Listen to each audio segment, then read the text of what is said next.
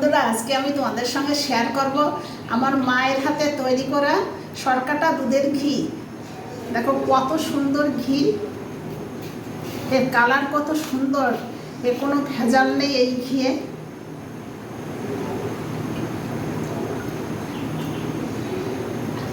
স্বাদে গন্ধে অতুলনীয়। ঘিয়ের নিচে এরকম একটা কালো লেয়ার থাকে, এই লেয়ারটাও খাওয়া যায়।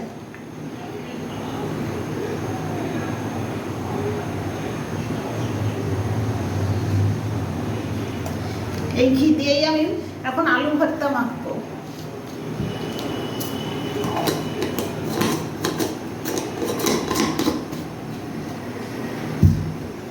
আলু ভর্তায় দিয়ে দেবো 1 চামচ ঘি, কাঁচা লঙ্কা, লবণ। এই ঘিয়ের যা গন্ধ, সেটা তোমাদেরকে বলে বোঝাতে পারবো না। আর ঘিয়ের গন্ধ থেকেও সব থেকে বেশ বড় হচ্ছে আমার মায়ের হাতের তৈরি করা ঘি।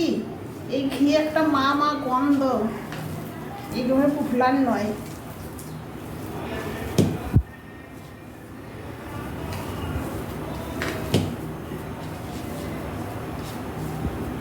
এই আলু ভর্তা দিয়ে 1 থালা ভাতই চোখের নিমেষে শেষ হয়ে যাবে।